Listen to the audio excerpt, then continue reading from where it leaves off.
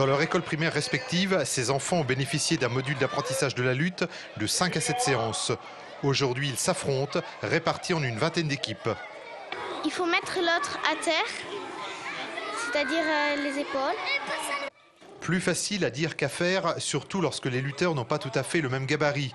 Les combats durent d'1 minute pour les cours moyens à 45 secondes pour les cours élémentaires. Et pour l'emporter, il ne suffit pas d'être fort. Fort et malin aussi, et rapide.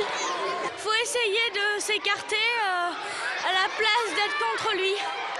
Et avec cette technique, Emma fait jeu égal contre les garçons, une rivalité source de quelques soucis. Contre des garçons,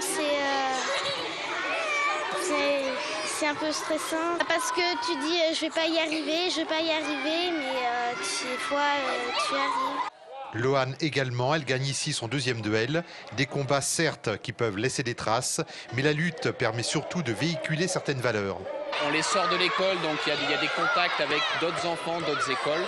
Dans un premier temps, d'un autre temps, c'est d'accepter le combat, de se rapprocher de l'autre, il y a des prises d'initiative.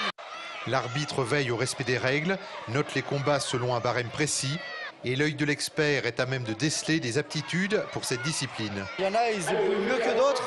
Donc après, si c'est petit, ils pourraient venir prendre une licence à la lutte. Nous, ça nous arrangerait. Donc ouais, c'est pas mal, ouais. À l'issue de cette journée, un classement par école sera établi. La prochaine rencontre UCEP interdépartement se déroulera dans le cadre de Vulcania au mois de mars. Les enfants s'ébattront au grand air lors d'une course d'orientation.